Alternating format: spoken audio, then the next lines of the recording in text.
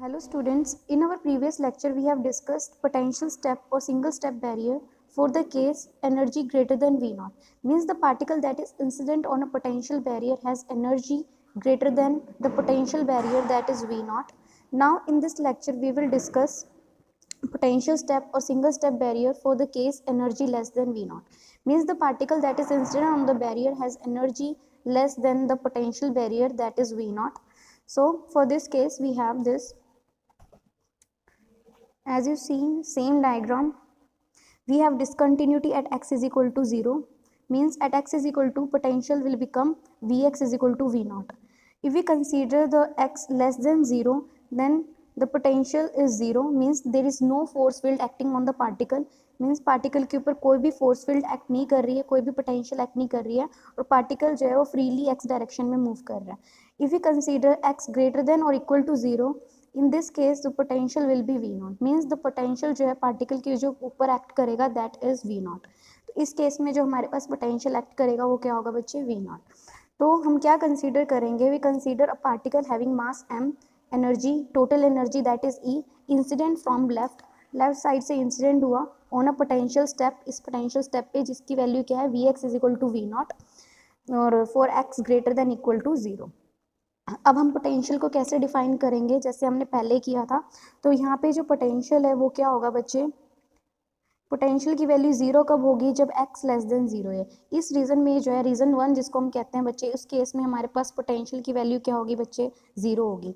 अगर हम रीजन 2 की बात करें तो हमारे पास पोटेंशियल की वैल्यू क्या होगी, V नॉट होगी x greater than equal to 0 के लिए. तो ये रीजन क्या होगा बच्चे, रीजन 2 आपका. तो यहाँ से हमारे पास क्या आ जाएगा, तो यही हमारे पास है. अब देखो बच्चे, हमें पता है कि अगर हम ये कंसीडर करें 2m E minus V not, अगर हम कंसीडर करें, हमें पता है कि हम जो केस यहाँ पे कंसीडर कर रहे हैं उस केस में जो एनर्जी है that is less than V naught, means V naught से कम है. तो इसका मतलब जो ये जो अंडर रूट वाली टर्म है वो नेगेटिव होगी और हम ये कह सकते हैं कि ये जो टर्म आएगी वो इमेजिनरी होगी. So from classical point of view से द पार्टिकल जो है will be reflected back, means जो पार्टिकल होगा वो जब पोटेंशियल बैरियर से टकराएगा तो वो रिफ्लेक्ट बैक हो जाएगा. तो उसके पास वो जो है बैरियर को क्रॉस करके पेनिट्रेट करके सेकंड रीजन के अंदर मूव नहीं करेगा. यहाँ पे हम क्या ले रहे हैं, energy less than V naught. So क्या होगा, द पार्टिकल जो होगा वो आएगा और इस पोटेंशियल बैरियर से रिफ्लेक्ट बैक हो जाएगा, means the particle will not penetrate the potential barrier, ये पोटेंशियल बैरियर को पेनिट्रेट नहीं करेगा. मीन्स जो भी पार्टिकल आएगा क्लासिकल पॉइंट ऑफ व्यू से क्या होगा कि जो पार्टिकल आएगा वो इस बैरियर से टकरा के रिफ्लेक्ट बैक हो जाएगा और कोई भी पेनिट्रेट नहीं करेगा. क्यों नहीं पेनिट्रेट करेगा, बिकॉज उसके पास इनफ एनर्जी नहीं है कि वो इस बैरियर को क्रॉस करके सेकेंड रीजन के अंदर जा सके. तो यहाँ पे हमारे पास यही लिखा हुआ है, from classical point of view we have that the value of potential is less than V naught, means the particle जो होगा is reflected back at x is equal to 0. It will not penetrate the barrier because it does not have sufficient energy to be in region x greater than 0. Means उसके पास इतनी energy नहीं होगी कि वो second reason के अंदर जो है वो जा सके. अब ये तो था बच्चे classical point of view, but हम जो है बच्चे हम क्वांटम मैकेनिकली देखेंगे. सो quantum mechanically point of view से हमें जो है रीजन 1 और रीजन 2 के लिए स्क्रोडिंजर वेव इक्वेशन सॉल्व करनी पड़ेगी जिससे हम पार्टिकल का बिहेवियर जान सकते हैं. ठीक है, दैट मीन्स कि अगर मुझे किसी भी पार्टिकल के मोशन के बारे में जानना है तो उसके लिए मुझे स्क्रोडिंजर वेव इक्वेशन से ही हम उसे जान सकते हैं. तो यहाँ पे we want to find out the behaviour of particle. For this we have to solve the Schrodinger wave equation in region 1 and region 2. दोनों रीजन में हमें जो स्क्रोडिंजर वेव इक्वेशन सॉल्व करनी पड़ेगी, क्योंकि हमें पता है जो सॉल्यूशंस होते हैं स्क्रोडिंजर वेव इक्वेशन के वो पार्टिकल के बिहेवियर के बारे में बताते हैं. तो हमें रीजन 1 और रीजन 2 के अंदर जो है स्क्रोडिंजर वेव इक्वेशन को सॉल्व करना पड़ेगा. As you see the potential जो है that depends upon only space coordinate, सिर्फ स्पेस कोऑर्डिनेट के ऊपर डिपेंड कर रहा है और वो जो है आपका टाइम कोऑर्डिनेट के ऊपर डिपेंड नहीं कर रहा है. दैट मीन्स हमें जो स्क्रोडिंजर वेव इक्वेशन लेनी है that is Schrödinger time independent wave equation हम कंसीडर करेंगे. तो Schrödinger time independent wave equation जो है वो उससे हम जो है उसके सॉल्यूशन हमें क्या बता देंगे बच्चे, बिहेवियर बता देंगे पार्टिकल का. तो यहाँ पे वो क्या है बच्चे, second derivative of psi with respect to x plus 2m by में h cut square E minus V x plus psi is equal to 0. अब ये हमारे पास जो है time independence Schrodinger wave equation है. For the reason 1 we have x is less than 0 के लिए हमें पता है x लेस देन 0 के लिए हमने डिफाइन किया था पोटेंशियल की वैल्यू क्या होगी बच्चे 0 होगी। दैट मीन्स इस रीज़न में हमारे पास पोटेंशियल की वैल्यू क्या है 0 है। और तो पोटेंशियल की वैल्यू 0 है। आप क्या करोगे बच्चे जब x लेस देन 1 लेंगे x लेस देन 0 लेंगे पोटेंशियल हमारा क्या होगा 0 होगा और साई को आप रिप्लेस कर दोगे साई 1 से तो स्क्वाडिंजर वेव इक्वेशन क्या बन जाएगी आपकी second derivative of psi with respect to x psi 1 plus में 2m बाय में h cut square e psi 1 is equal to 0। तो हमारे पास ये आ जाएगी क्योंकि पोटेंशियल क्या हो जाएगा 0 हो जाएगा तो इसे इक्वेशन ये आपकी आ गई। तो यहाँ से बच्चे under root of 2me by में h कट स्क्वायर वो क्या है बच्चे प्रोपगेशन कांस्टेंट हम k1 लेंगे x डायरेक्शन में जो वेव प्रोपगेट कर रही है उसके लिए जो प्रोपगेशन कांस्टेंट है हम वो k1 लेंगे। तो यहाँ पे रीज़न 1 के लिए हमारे पास प्रोपगेशन कांस्टेंट k1 है तो इसे इस इक्वेशन में सब्सटीट्यूट करेंगे तो क्या आ जाएगा d square psi 1 x d x square by में k1 square psi 1 is equal to 0। तो ये सिंपल डिफरेंशियल इक्वेशन है और उसका सॉल्यूशन हमें पता है कि psi 1 is equal to A e की power minus iota k1 x plus B की पावर माइनस यहाँ पे बच्चे यहाँ पे प्लस आएगा प्लस ई की power iota k1 x B e की power minus iota k1 x. तो ये आपकी इक्वेशन हो जाएगी 40।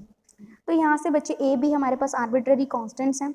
जो फर्स्ट हमारे पास जो सॉल्यूशन आया है जो हमारे पास साई की वैल्यू आई है साई की वैल्यू क्या आई है बच्चे ए ई की power iota k1 x plus में बी ई की power minus iota k1 x. तो यहाँ पे जो फर्स्ट टर्म है वो रिप्रेजेंट कर रही है इंसिडेंट वेव। ठीक है जो आपकी फर्स्ट टर्म है वो रिप्रेजेंट कर रही है आपकी इंसिडेंट वेव और जो सेकंड टर्म है वो रिप्रेजेंट कर रही है बच्चे रिफ्लेक्टेड वेव। क्योंकि फर्स्ट रीज़न की अगर हम बात करें तो उस केस में हमारे पास जो है दो टर्म्स आएंगी। एक तो वो जो पार्टिकल होगा वो क्या करेगा इंसिडेंट हो रहा है इस पोटेंशियल पे और जो पार्टिकल होगा वो रिफ्लेक्ट बैक होगा तो उसकी वैल्यू क्या हो जाएगी बच्चे बी ई की power minus iota k1 x.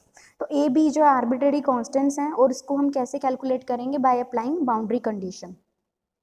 तो यहाँ से हमारे पास जो है फर्स्ट हमने रीज़न के लिए सॉल्व किया। सिमिलरली हमारे पास जो सेकंड रीज़न है और अगर हम सेकंड रीज़न की बात करते हैं तो उस केस में हमारे पास पोटेंशियल है that is equal to V naught.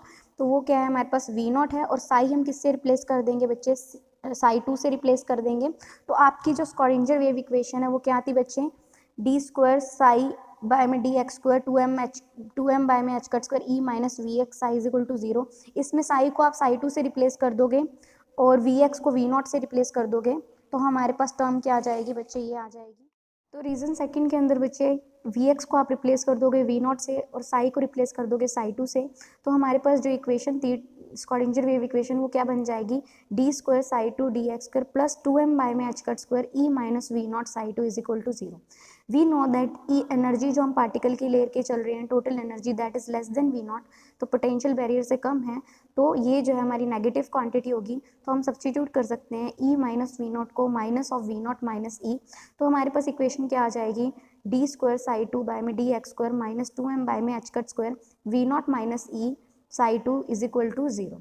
तो यहाँ से बच्चे जो हमारे पास k2 this is the propagation constant in for the region second तो under root of 2m V naught minus E by में h cut square is equal to k2 हम सब्सटीट्यूट कर देंगे 2.42 में।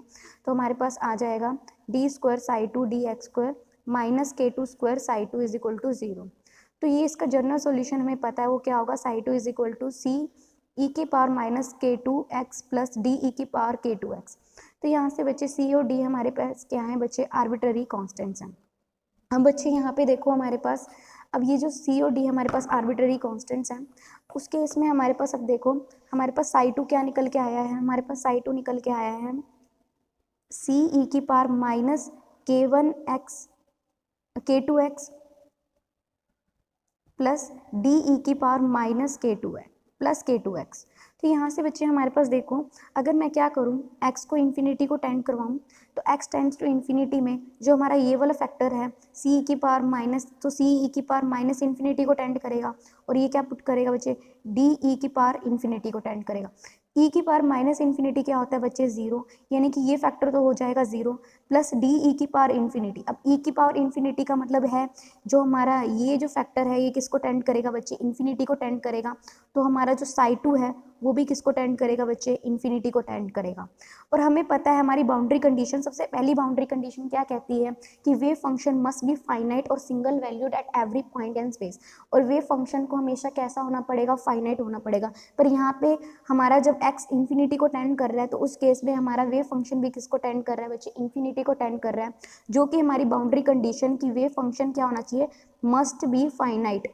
तो फाइनाइट होना चाहिए, उसको क्या कर रहा है बच्चे, वॉयलेट कर रहा है। तो इस केस में हमारा जो डी होगा, इस चीज़ को हमें क्या करना पड़ेगा, जीरो करना पड़ेगा। तो हम जो डी हमारा जो कांस्टेंट होगा वो क्या होगा बच्चे, जीरो होगा।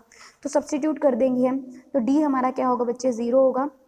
तो यहाँ से हम इसमें सब्स्टिट्यूट कर देंगे तो साई टू क्या आ गया, सी ई की power minus k two x. अब हमें पता है हमारे पास हमारे पास क्या निकल के आए हैं, आर्बिट्रेरी कांस्टेंट्स। तो तीनों आर्बिट्रेरी कांस्टेंट्स को हम कैसे सॉल्व करेंगे, बाय अप्लाइंग बाउंड्री कंडीशन। तो हमारे पास फर्स्ट इक्वेशन क्या है बच्चे, ये जो हमारे पास साई वन है वो क्या निकल के आया था बच्चे, ए ई की पावर माइनस ए की power iota k one x plus B e की power minus iota k two x. और सी हमारे पास साई टू हमारे पास निकल के आया है सी ई की power minus k two x. तो हम यहाँ पे बाउंड्री कंडीशन लगाएंगे। बाउंड्री कंडीशन क्या आएगी कि साई वन जो है वो किसके इक्वल होगा, साई टू, यानी कि साई वन और साई टू कैसे होने चाहिए, कंटिन्यूस होने चाहिए। और डेल साई वन और डेल साई टू भी कैसे होने चाहिए बच्चे, कंटिन्यूस होने चाहिए। यहाँ पे हमारे पास जो है सिर्फ और सिर्फ साई किस डायरेक्शन में ले रहे हैं, हम वन डायमेंशन की बात कर रहे हैं। तो कर्ल एक्स बाय में कर्ल साई वन बाय में curl x is equal to curl psi two by में कर्ल एक्स जो है वो क्या होना चाहिए बच्चे, कंटिन्यूस होना चाहिए। तो हम ये जब दोनों बाउंड्री कंडीशन लगाएंगे, पहली बाउंड्री कंडीशन हमने लगाई psi one is equal to psi two किया for x is equal to zero, क्योंकि हमारी जहाँ पे डिसकंटिन्यूटी आती है बच्चे हम वहीं पे ही जो है अपने वेव फंक्शन को क्या करेंगे बच्चे, कंटिन्यूस करेंगे। तो एक्स को आप क्या पुट करोगे, जीरो पुट करोगे और साई वन को एक्स के इक्वल रखोगे, साई टू के इक्वल। तो हम यहाँ पे सब्सटीट्यूट करेंगे, साई वन साई टू के इक्वल रखेंगे और एक्स को क्या पुट करेंगे, जीरो। तो हमारे पास आ जाएगा ए प्लस बी, यहाँ पे जीरो पुट किया तो ई की power zero one, A plus में बी इज इक्वल टू क्या हो जाएगा बच्चे, सी के इक्वल। ऐसे ही curl of curl psi one निकाल लेंगे हम। तो curl of curl psi one हमारे पास क्या आ जाएगा, ए ई की पावर आयटा के वन। तो ये हमारे पास क्या आ जाएगा बच्चे, ए ई की power eta k one x. तो यहाँ से आयटा के वन इसके साथ मल्टीप्लाई में बी ई की power minus iota k two x, तो माइनस आयटा के टू भी मल्टीप्लाई में। और उसको किसके इक्वल रखना है बच्चे, सी ई की power minus k two x. इसका डेरिवेटिव करेंगे तो क्या आ जाएगा बच्चे, माइनस के टू। तो हम इसको इसके सब्सटीट्यूट करेंगे इसके इक्वल। तो यहाँ पे मैंने करके भी दिखा रखा है, आप देखोगे यहाँ से तो हमारे पास क्या आ जाएगा बच्चे, जब हम करके देखेंगे तो a plus B is equal to C आ गया। और यहाँ से हमारे पास क्या आ गया, आयटा के वन ए माइनस बी, और यहाँ से के two common minus k to C. तो a माइनस बी किसके इक्वल आ गया, के टू बाय में माइनस के टू बाय में आयटा के वन। तो बच्चे आयटा से मल्टीप्लाई आयटा से डिवाइड, आयटा का स्क्वायर क्या होता है बच्चे, माइनस वन। तो यहाँ से बच्चे क्या आ जाएगा, आयटा के टू बाय में के वन इज इंटू सी। तो यहाँ पे a माइनस बी किसके इक्वल निकल के आया, आयटा के टू बाय में के वन सी। तो यहाँ से बच्चे हमारे पास एक टर्म तो हमारे पास आ रही थी a plus B is equal to C, और एक क्या निकल के आई, a minus B is equal to iota k two by में के वन सी। तो हम अपनी बुक में ही देख लेते हैं। तो यहाँ से हमारे पास दो टर्म आई, ठीक है। एक तो हमारे पास निकल के आई a minus B iota k two by में के वन इंटू सी, और एक हमारे पास क्या निकल के आई थी बच्चे, a plus B is equal to C. तो दोनों को जब हम ऐड करेंगे तो क्या बन गया, 2a, b से b cancel, 2a is equal to C plus में आयटा के टू बाय में के वन प्लस सी। तो यहाँ से बच्चे हमारे पास c आ जाएगा, c क्या आ गया, 2k1 बाय में k1 plus eta k1 k2 into A. तो यहाँ से बच्चे आयटा से मल्टीप्लाई कर देंगे तो क्या आ गया, 2 आयटा k1 बाय में आयटा k1, आयटा का square that is minus one, तो माइनस k2 इंटू ए। तो यहाँ से हमारे पास c किसके इक्वल आ गया, इसके इक्वल। ऐसे ही बच्चे हम क्या करेंगे, इन दोनों को सब्ट्रैक्ट करेंगे तो हमारे पास रिफ्लेक्शन कॉफिशिएंट भी निकल आएगा। तो इन दोनों को सब्ट्रैक्ट करेंगे, a से a कैंसिल, तो ये क्या आ गया बच्चे, 2b आ गया। तो 2b is equal to c में से इसको माइनस करेंगे, c minus iota k two by में के वन इंटू सी। तो यहाँ से बच्चे c कॉमन, तो के वन एलसीएम के वन, तो k one minus iota k two by में के वन इंटू सी। तो यहाँ से ये आ जाएगा। हमने क्या किया बच्चे, आयटा से दोबारा से मल्टीप्लाई आयटा से डिवाइड कर दिया, तो आयटा के वन, आयटा का square that is minus one, यानी कि प्लस के टू बाय में आयटा के वन। तो यहाँ से बच्चे सी की वैल्यू हमारे पास क्या निकल के आई थी, 2 आयटा के वन बाय में iota k one minus k two into ए। ये सब्सटीट्यूट कर देंगे, इसको सॉल्व करेंगे तो हमारे पास क्या आ जाएगा, आयटा के वन से iota k one cancel, 2a as it is. तो यहाँ पे क्या आ गया, iota k one plus k two by में iota k one minus k two. तो ये हमारे पास आ जाएगा 2b था 2a था, तो क्या आ गया b is equal to iota k1 plus में k2 बाय में iota k1 minus k2 into A. तो हमारे पास जो है बच्चे, हमारे पास जो वेव फंक्शन था वो क्या था बच्चे, वेव फंक्शन अगर हम बात करें तो वो क्या था, a ई की power minus plus eta k1 x plus b की power minus iota k1 x। तो हम इसमें सब्सटीट्यूट कर देंगे a और b की वैल्यू, a तो एज इट इज़ रखेंगे, b की value in terms of a put कर देंगे, तो a e की पावर आयटा k1 प्लस में k2 बाय में a eta k1 minus k2 e की पावर माइनस k1 x। तो ये आ जाएगा फॉर x लेस देन 0 और x ग्रेटर देन 0 के लिए क्या था, c ई की पावर माइनस k2 x था। तो यहाँ पे हम पुट करेंगे c की value in terms of a, हमने जो कैलकुलेट की थी वो क्या थी, 2 के आयटा k1 बाय में iota k1 minus k2 into A. तो यहाँ पे हम ये सब्सटीट्यूट कर देंगे। तो ये बच्चे यहाँ पे हमारे पास क्या निकल के आया, रिफ्लेक्टेड वेव। ये कौन सी, ये हमारी इंसिडेंट वेव है, ये रिफ्लेक्टेड वेव है, और ये क्या बच्चे, ट्रांसमिटेड वेव। तो अब हम कैलकुलेट करेंगे बच्चे प्रोबेबिलिटी करंट डेंसिटी। तो प्रोबेबिलिटी करंट डेंसिटी हम निकालना चाहेंगे ट्रांसमिटेड वेव की। तो हमें पता है जो ट्रांसमिटेड वेव है, प्रोबेबिलिटी डेंसिटी का फॉर्मूला क्या है, एच कट बाय में 2 iota m psi 2 star curl by में curl psi 2 minus psi 2 curl by में कर्ल साई 2 स्टार बाय में कर्ल x। तो यहाँ से बच्चे हमारे पास क्या आ जाएगा, साई 2 का स्टार करेंगे, हमारे पास साई 2 क्या है बच्चे, याद रखना है साई 2 हमारे पास क्या है, सी ई की power minus eta minus k2 x। तो यहाँ से बच्चे साई 2 का स्टार करेंगे तो एज इट इज़ रहेगा, क्योंकि यहाँ पे आयटा का फैक्टर नहीं है, तो सी स्टार हो जाएगा बस ई की पावर माइनस के एक्स, और इसका partial derivative with respect to x क्या आ जाएगा, k2 इधर, तो हमारे पास क्या आ जाएगा, c minus of k2 e की पावर k2 x। ठीक है, तो यहाँ पे बच्चे, यहाँ पे इन्होंने 2 नहीं लगा रखा, तो यहाँ पे आपको हर जगह बच्चे k2 x, यहाँ पे भी k2 आएगा, ठीक है ना, तो ये करेक्ट कर लेना, c ई की power minus k2 x c star minus k2 e की पावर माइनस k2 x। तो यहाँ से बच्चे जब हम ये कैलकुलेट करेंगे, एक तरफ आ रहा है c स्टार c और एक तरफ c स्टार भी है, और यहाँ पे माइनस और एक बार ये प्लस है, तो ये क्या हो जाएगा बच्चे, 0 हो जाएगा। यानी कि प्रोबेबिलिटी डेंसिटी जो है फॉर ट्रांसमिटेड वेव हमारे पास क्या निकल के आई है बच्चे, 0 निकल के आई है। ऐसे ही ट्रांसमिशन प्रोबेबिलिटी हमारे पास क्या आ जाएगी, जे ट्रांसमिशन बाय में जे इंसिडेंट। ट्रांसमिशन प्रोबेबिलिटी क्या कहती है बच्चे, कि जे ट्रांसमिटेड बाय में जे इंसिडेंट हम फॉर्मूला कर चुके हैं, तो जे जब टे ट्रांसमिशन ही 0 हो गया तो ट्रांसमिशन प्रोबेबिलिटी भी क्या हो जाएगी बच्चे, 0 हो जाएगी। ऐसे ही ट्रांसमिशन प्रोबेबिलिटी का स्क्वायर हमारा क्या निकल गया है, 0।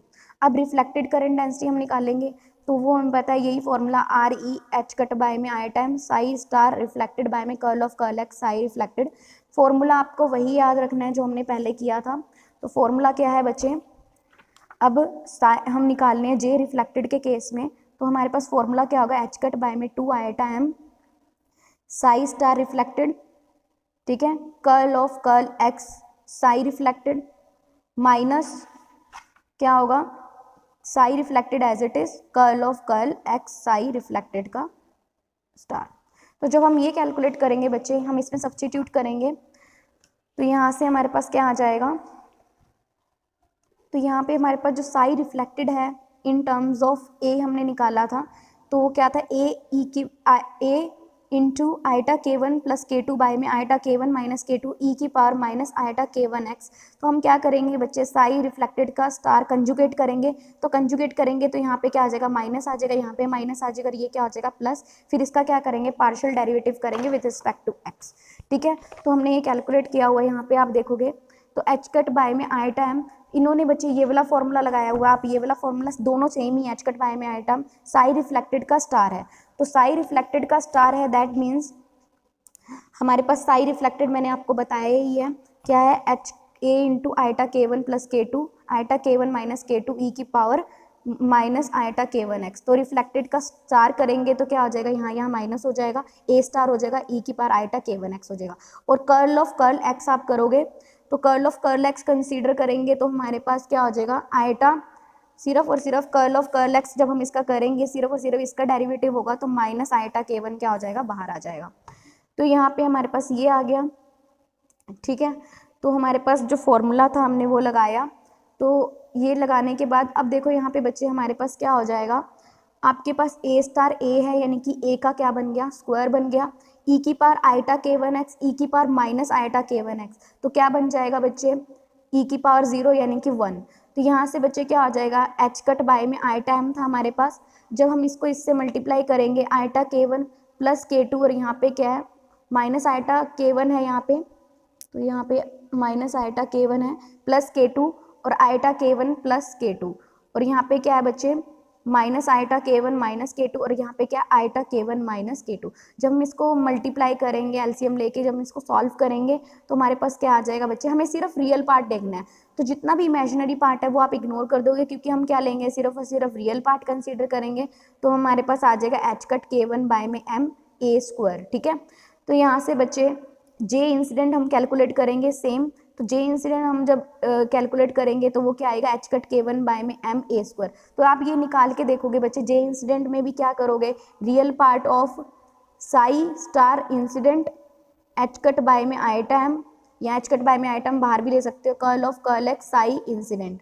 जब हम इसको सॉल्व करेंगे और हमें पता है साई इंसिडेंट क्या है हमारे पास, ए ई की power minus plus iota K1 x. तो जब हम इसके अंदर सब्सटीट्यूट करेंगे हमारे पास क्या आ जाएगा एच कट K1 बाय में एम ए स्क्वायर। तो रिफ्लेक्शन प्रोबेबिलिटी हमारे पास क्या निकल के आएगी बच्चे, रिफ्लेक्शन प्रोबेबिलिटी हमारे पास 1 निकल के आएगी। जब हम इसको इससे डिवाइड करेंगे तो रिफ्लेक्शन प्रोबेबिलिटी क्या हो जाएगी, 1 हो जाएगी। तो अब यहाँ से हमें पता चला कि रिफ्लेक्ट होने की प्रोबेबिलिटी तो 1 है, लेकिन ट्रांसमिट होने की प्रोबेबिलिटी हमारे पास क्या निकल के आई है, 0 निकल के आई है। तो इसका मतलब ये हुआ कि इंसिडेंट वेव जो है वो टोटली रिफ्लेक्ट होगी, कोई ट्रांसमिशन नहीं हुआ। इसका मतलब ये था कि हमारे पास जब x ग्रेटर देन 0 है तो करंट डेंसिटी हमारे पास क्या निकल के आई, 0 निकल के आई है। और यहाँ पे हम ये भी कह सकते हैं कि जो सारी इंसिडेंट वेव थी वो क्या हो गई, रिफ्लेक्ट बैक होगी x लेस देन 0 पे, and the transmission probability vanishes but the wave function is still not 0 in the region to the right of the step. अब यहाँ पे ये क्या कह रखा है बच्चे, ट्रांसमिशन प्रोबेबिलिटी तो बेशक हमारी 0 हो गई, लेकिन जो वेव फंक्शन हमने देखा, वेव फंक्शन जो है वो इस रीजन में हमारा मतलब हमारा इस रीजन में कुछ ना कुछ वेव फंक्शन आ रहा है, क्योंकि हमारा वेव फंक्शन क्या आ रहा था बच्चे इस रीजन में, सी की पावर माइनस K2x, यानी कि आपका ट्रांसमिशन प्रोबेबिलिटी तो बेशक 0 हो गई पर वेव फंक्शन की कुछ ना कुछ वैल्यू है x ग्रेटर देन 0 के लिए। तो इसका मतलब जब वेव फंक्शन की कुछ वैल्यू, और हमें पता है वेव फंक्शन हमें क्या बताता है, वेव फंक्शन का मैग्नीट्यूड का स्क्वायर करें तो हमें वो प्रोबेबिलिटी बताता है फाइंडिंग द इलेक्ट्रॉन, ठीक है, इन दिस रीजन या पार्टिकल इन दिस रीजन। तो यहाँ पे that means there is some finite probability that the particle is in the region, in the region x greater than 0, जो कि क्या कह सकते हैं क्लासिकली फॉरबिडन रीजन है। क्योंकि क्लासिकली फॉरबिडन रीजन क्यों बोला गया ऐसे, क्योंकि हमें पता है क्लासिकल पॉइंट ऑफ व्यू से जो भी वेव आएगी वो सारी की सारी क्या हो जाएगी बच्चे, जो भी पार्टिकल होगा सारा का सारा रिफ्लेक्ट हो जाएगा, कोई पेनिट्रेशन नहीं होगा। बट हमारे पास क्या निकल के आया, हमने क्वांटम मैकेनिकली हमने देखा कि कुछ ना कुछ ट्रांसमिशन प्रोबेबिलिटी 0 होने के बावजूद भी हमारा वेव फंक्शन की कुछ ना कुछ वैल्यू है, that means there is some probability of finding the particle in this region also. तो इस फिनोमिना को बोला गया था बच्चे क्वांटम मैकेनिकल टनलिंग। इसको क्या बोला गया था, क्वांटम मैकेनिकल टनलिंग। इसका मतलब ये है कि कुछ ना कुछ फाइनाइट प्रोबेबिलिटी है कि पार्टिकल का इस क्लासिकल फॉरबिडन रीजन के अंदर होने की। तो यहाँ पे बच्चे यहाँ से देखो जो हमारी वेव आई वो रिफ्लेक्ट बैक हो गई, ठीक है, और जो वेव थी कुछ क्या हो गई बच्चे, ट्रांसमिट भी हुई है, दैट मीन्स कुछ जो वेव क्या हुई है बच्चे, ट्रांसमिट हुई है। तो इस तरह से हमारे पास ग्राफ आएगा फॉर x ग्रेटर देन 0 के लिए। अब इसका मतलब ये क्या है, क्वांटम मैकेनिकल टनलिंग है, इसका मतलब कुछ ना कुछ जो है लीकेज हुई है, यानी कि हम ये नहीं कह सकते कि बिल्कुल ही यहाँ पे कोई भी पार्टिकल इस रीजन में नहीं आया, तो देर इज, तो हम वहाँ पे क्या निकालेंगे, लीकेज प्रोबेबिलिटी निकालेंगे, ठीक है। लीकेज प्रोबेबिलिटी क्या होती है कि वही प्रोबेबिलिटी कि कुछ ना कुछ पार्टिकल इस रीजन में भी आया है। तो लीकेज प्रोबेबिलिटी कैलकुलेट करने के लिए आपको पता है probability per unit length of finding the particle in region second is given by, अब जो प्रोबेबिलिटी है इस रीजन के अंदर फाइंड आउट होने की वो क्या आएगी बच्चे, साई2 इंटू साई2 का स्टार है, तो मतलब साई2 का मैग्नीट्यूड का स्क्वायर, तो साई2 हमारे पास क्या है, सी ई की पावर माइनस K2x, सी स्टार ई की पावर माइनस K2x, तो सी स्टार इधर ई की पावर क्या आ जाएगा माइनस 2K2। तो यहाँ से हमारे पास क्या आ जाएगा, सी स्टार क्या आया था, सी स्टार हमारे पास जो है बच्चे, सी हमें पता है इन टर्म्स ऑफ ए हमने निकाला था, ए इंटू 2 आइटा K1 बाय में आइटा K1 माइनस K2 है। तो यहाँ से बच्चे सी स्टार करेंगे तो ए ई की पावर मतलब A into 2 minus 2 iota K1 by में minus iota K1 minus K2। तो यहाँ से बच्चे ए का स्क्वायर हो जाएगा, तो ये क्या आ जाएगा 2 आइटा इंटू 2 आइटा, यानी कि 4 आइटा का स्क्वायर, माइनस का साइन है तो माइनस माइनस क्या हो गया प्लस, तो 4 इंटू K1 का स्क्वायर बाय में आयटा K1 माइनस K2 और यहाँ से क्या है minus iota K1 minus K2। तो यहाँ से जब हम करेंगे तो ये क्या बन जाएगा बच्चे, एक तरह से ये फॉर्मूला बन जाएगा। तो फॉर्मूला कैसे बनेगा बच्चे, आप क्या करोगे, इस माइनस को, इस पे फॉर्मूला कैसे बनेगा बच्चे, जब आप माइनस का साइन ऊपर ले लोगे, मैं यहाँ पे सॉल्व करके दिखाती हूँ बच्चे आपको। तो यहाँ पे हमारे पास 4K2 तो आ ही गया था, 4K1 का स्क्वायर हमारा निकला ही था, और नीचे क्या आ रहा है हमारे पास term, that is minus iota K1 minus K2 minus iota K1 यानी कि plus eta K1 minus K2 और आयटा K1 माइनस K2, ठीक है। तो minus iota K1 minus K2, तो यहाँ से बच्चे हम क्या करेंगे, माइनस का कॉमन ले लेंगे, तो क्या आ जाएगा 4K1 का स्क्वायर बाय में आयटा K1 माइनस K2, ठीक है। तो यहाँ पे क्या आ गया, आयटा K1 प्लस का क्या हो जाएगा बच्चे K2, माइनस हमने क्या ले लिया, कॉमन ले लिया। तो यहाँ पे फॉर्मूला बन गया a माइनस बी का, a प्लस बी का। तो आपको पता है a माइनस बी और a प्लस बी का फॉर्मूला क्या आता है, a square minus B square. तो आयटा K1 का स्क्वायर माइनस K2 का स्क्वायर, तो यहाँ से क्या आ जाएगा 4 आयटा K1 का स्क्वायर बाय में आयटा का स्क्वायर यानी कि माइनस K1 का स्क्वायर माइनस K2 का स्क्वायर, माइनस माइनस कैंसिल कर लेंगे तो क्या आ जाएगा 4K1 का स्क्वायर बाय में K1 का स्क्वायर प्लस K2 का स्क्वायर ए स्क्वायर। तो यहाँ पे हमारी प्रोबेबिलिटी क्या निकल के आई, P is equal to A square 4K1 का स्क्वायर बाय में K1 का स्क्वायर प्लस K2 का स्क्वायर ई की पावर माइनस 2K2x। तो ये क्या है, कुछ फाइनाइट प्रोबेबिलिटी है कि पार्टिकल जो है किस रीजन में पाया जाता है, x ग्रेटर देन 0 के अंदर। तो हमने ये क्या निकाल ली कि probability of finding the particle in region second या कह लो x ग्रेटर देन 0। और वो जो प्रोबेबिलिटी, अब देखो यहाँ पे जो है एक्सपोनेंशियल ऑफ माइनस समथिंग आ रहा है, माइनस K2x है। तो यहाँ पे ये बता रहा है कि जो प्रोबेबिलिटी ऑफ फाइंडिंग जो पार्टिकल है ना सेकंड रीजन में, वो क्या हो रहा है, जैसे जैसे x बढ़ रहा है वैसे वैसे जो है एक्सपोनेंशियली वो डिक्रीज हो रहा है, ठीक है। तो वही हमारे ग्राफ में जो हमने देखा था, जो हमारे पास आया था ग्राफ में भी, तो यहाँ से हम देखें तो वो क्या हो रहा है बच्चे, एक्सपोनेंशियली डिक्रीइंग फंक्शन हमारे पास आया है। तो यानी प्रोबेबिलिटी जो है जैसे जैसे हमारा x बढ़ेगा वैसे वैसे probability of finding the electron जो भी कह लो, या फिर वो क्या करेगी, एक्सपोनेंशियली डिके करेगी। पार्टिकल को जो प्रोबेबिलिटी है फाइंड करने की, वो क्या करेगी, एक्सपोनेंशियली डिके करेगी। अब पेनिट्रेशन डेप्थ, अब इसका मतलब ये जो पार्टिकल है वो पेनिट्रेट किया क्वांटम मैकेनिकली, हम देखें तो कितने डिस्टेंस तक जो है वो पेनिट्रेट किया, उसकी डेफिनेशन क्या है। पेनिट्रेशन डेप्थ को आप कैसे डिफाइन करोगे, distance in which wave function reduces 1/e of its value at x is equal to 0।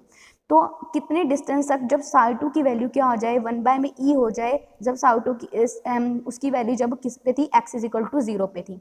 तो हम पहले निकालेंगे psi two at x is equal to 0। तो x इज इक्वल टू 0 पे जो साई2 की वैल्यू आएगी आप पुट करोगे तो यहाँ पे c आ जाएगी। तो हमारे पास जो है डेल्टा x मान लो be the distance from x is equal to 0, ठीक है ना। x इज इक्वल टू 0 से मान लो स्मॉल डेल्टा x उसका डिस्टेंस है। अब हमें क्या निकालना है, वेव फंक्शन की value 1/e of its value. अब वेव फंक्शन की जो भी वैल्यू होगी वो क्या हो जाएगी, 1/e उसकी वैल्यू किसकी, at x is equal to 0 की। तो यहाँ से बच्चे हमने माना कि स्मॉल डिस्टेंस उसने ट्रैवल किया, तो c e की power minus K2 delta x वो किसके इक्वल है, 1/e साई2 की value at x is equal to 0। तो c आ गया। तो यहाँ से बच्चे c से c कैंसिल, e की power minus K2 delta x is equal to 1/e। तो यहाँ पे e की पावर -1 भी कह सकते हैं, e की पावर -1 और e की पावर क्या है, माइनस K2 डेल्टा x। दोनों को कंपेयर कर लेंगे तो क्या आ जाएगा, K2 delta x is equal to 1। तो डेल्टा x हमारे पास क्या आ जाएगा, 1/K2, और 1/K2 हमें पता है वो क्या थी हमारे पास, h कट बाय में 2m v0 माइनस e। तो ये वैल्यू पुट कर देंगे, K2 की वैल्यू क्या थी वैसे, 2m v0 minus e by में h कट स्क्वायर था, तो h कट बाहर आ गया अंडर रूट से। तो ये जो है हमारे पास क्या आ गई बच्चे, पेनिट्रेशन डेप्थ आ गई, मतलब इतने डिस्टेंस तक जो है पार्टिकल क्या करेगा बच्चे, पेनिट्रेट कर जाएगा सेकंड रीजन में। How can we observe the particle in classically forbidden region. अब यहाँ पे क्वेश्चन ये आता है कि कैसे हम पार्टिकल को ऑब्जर्व कर सकते हैं फॉरबिडन रीजन में। तो हमने देखा, अगर हमें पार्टिकल को x is equal to greater than 0 region में अगर हमें देखना है, तो वो जो है सिर्फ और सिर्फ इस डेल्टा x डिस्टेंस तक ही लोकलाइज हो पाएगा। इसका मतलब अगर हम ये डेल्टा x को लोकलाइज कर लेंगे तो मोमेंटम क्या हो जाएगा, अनसर्टिनिटी प्रिंसिपल क्या कहती है, अगर हमारा डेल्टा x लोकलाइज है तो हमारा मोमेंटम क्या हो जाएगा, अनसर्टेन हो जाएगा। और वो अनसर्टेन किससे होगा, px is greater than equal to h cut by में डेल्टा x। तो यहाँ से बच्चे हमारे पास क्या आ जाएगा, h कट बाय में डेल्टा x की वैल्यू क्या है, 1/K2, तो h कट K2 आप कह सकते हो यहाँ पे। तो यहाँ पे कहीं कहीं मिसिंग है तो वो चीज़ें कर लेना, is equal to √2m v0 minus E. तो ये आ जाएगा हमारे पास। तो अनसर्टिनिटी इन काइनेटिक एनर्जी अगर हम कैलकुलेट करें वो क्या है, पी डेल्टा पी एक्स का स्क्वायर बाय में 2m, क्योंकि पार्टिकल वो किस में ट्रैवल कर रहा था, एक्स डायरेक्शन में ट्रैवल कर रहा था, तो उस केस में मोमेंटम भी किसका लेंगे हम, एक्स डायरेक्शन का लेंगे। तो डेल्टा पी एक्स का स्क्वायर बाय में 2m। तो यहाँ से बच्चे हम जब सब्सटीट्यूट करेंगे तो √2m v0 तो माइनस ई का होल स्क्वायर होगा, तो क्या आ जाएगा 2m v0 minus E by में 2m से 2m कैंसिल हो, क्या आ जाएगा बच्चे v0 माइनस ई। तो जो फाइनल एनर्जी होगी जो पार्टिकल की प्लस काइनेटिक एनर्जी, मतलब यहाँ पे क्या कह रखा है कि जो काइनेटिक एनर्जी है प्लस उसकी क्या जो फाइनल एनर्जी है, जब इन दोनों को हम ऐड कर देंगे तो वो इतनी एनर्जी जो है पार्टिकल ले लेगा कि वो क्लासिकल फॉरबिडन रीजन के अंदर हो सकता है। मींस जो पार्टिकल की खुद की काइनेटिक एनर्जी है प्लस जो फाइनल एनर्जी विच इज़ ई, यानी कि जो फाइनल एनर्जी टोटल एनर्जी है और जो काइनेटिक एनर्जी हम इसमें ऐड कर देंगे तो पार्टिकल को हम यहाँ कह सकते हैं रेज करवा सकते हैं, पार्टिकल को हम क्लासिकल फॉरबिडन रीजन के अंदर देख सकते हैं। तो मतलब अगर आपसे कोई पूछा जाए कैसे हम पार्टिकल को क्लासिकल फॉरबिडन रीजन के अंदर देख सकते हैं, तो उसमें क्या करेगा, पार्टिकल की जो खुद की एनर्जी है प्लस जो है टोटल एनर्जी जो है, जब ये दोनों कंबाइन होंगी तो वो क्या करेंगी, वो पार्टिकल को रेज कर देंगी क्लासिकल फॉरबिडन रीजन में। और दूसरे वर्ड्स में ये लिखा है, if you try to observe the particle in x = 0 we necessary impart so much kinetic energy to it that the energy becomes greater than v0, और we can say that, देखो यहाँ से बच्चे हमारे पास जो टोटल एनर्जी निकल के आई है ना वो क्या थी बच्चे, v0 माइनस ई है। तो v0 माइनस काइनेटिक एनर्जी है। तो यहाँ पे ये कह रखा है कि हम जो टोटल एनर्जी में हम इतनी हमें काइनेटिक एनर्जी डालनी पड़ेगी कि उसका जो वैल्यू है वो किससे ज़्यादा हो जाए, क्लासिकल फॉरबिडन, यानी कि पोटेंशियल जो है हमारे पास Vx = v0 से ज़्यादा हो जाए, तो पार्टिकल जो है वो क्लासिकली फॉरबिडन रीजन के अंदर होगा। बस अभी के लिए इतना ही, थैंक यू।